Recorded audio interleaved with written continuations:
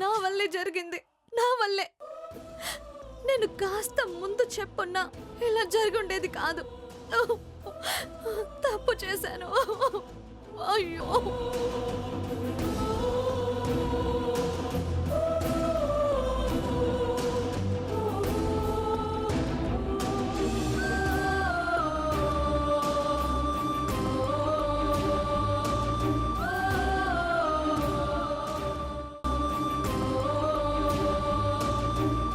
అమ్మ కావేరి,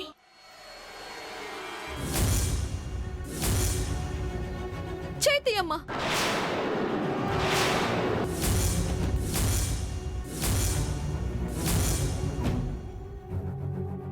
ఏంటి అంత కోపం?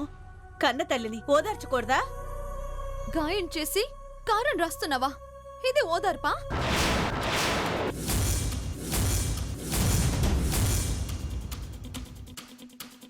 కన్న తల్లిని పట్టుకొని అలా అనొచ్చా కావేరి? తప్పు కదూ. మీరస్సలు మాట్లాడొద్దు. మీ ఇద్దరి వల్ల ఇలా జరిగింది. మెల్లగా మాట్లాడవే, ఎవరైనా విన్నారంటే ఏమవుతుంది? మీ బండారం బయట పడుతుంది, అంతే కదా?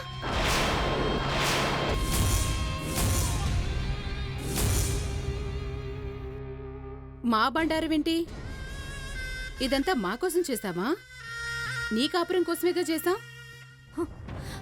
అంటే కాపురం కోసం మనుషుల్ని చంపేస్తారా? మీ వల్ల ఇప్పుడు ఆయన గుడ్డివాడైపోయాడు. నా తాలి గట్టిది కాబట్టి ప్రాణాలతో బయటపడ్డాడు. విగ్రహంలో బాంబుందని నాయుడుబాబుకి ఎలా తెలిసింది? అమ్మా, అలాంటి వాళ్ళది నిజమైన ప్రేమ కాదు, అది వ్యామోహం.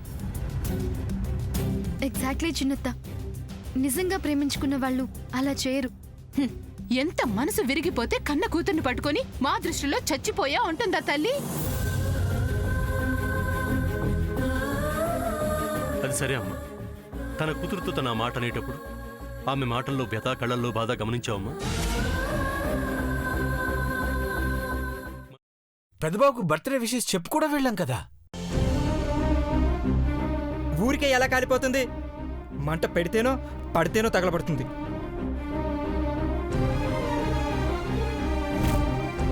కరెక్ట్ చిన్నబాబు, నీకొచ్చినట్టే నాకు డౌట్ వచ్చింది. పార్వతే షర్టును తగలబెట్టిందనుకుంటా.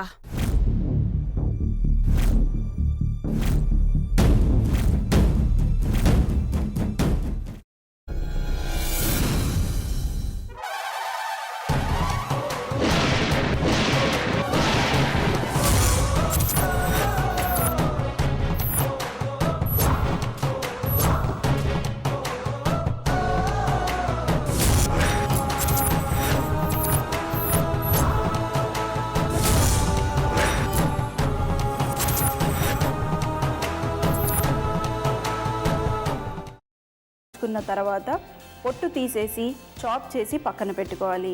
ఒక ప్యాన్లో కొద్దిగా నూనె వేడి చేసి అందులో ఆవాలు, మినప్పప్పు, శనగపప్పు, కరివేపాకు, సన్నగా తరిగి పెట్టుకున్న ఉల్లిపాయలు వేసుకుని 1 నిమిషం పాటు వేయించుకోవాలి. ఆ తర్వాత కాల్చి కట్ చేసి పెట్టుకున్న వంకాయని కూడా అందులో వేసుకుని బాగా మిక్స్ చేసి బౌల్లోకి ట్రాన్స్ఫర్ చేసుకుని అందులో తగినంత చిక్కటి పెరుగు లేదా పల్చటి పెరుగు వేసుకుని మిక్స్ చేసి అన్నంతో కానివ్వండి, చపాతీతో కానివ్వండి సర్వ్ చేసినా చాలా బాగుంటుంది.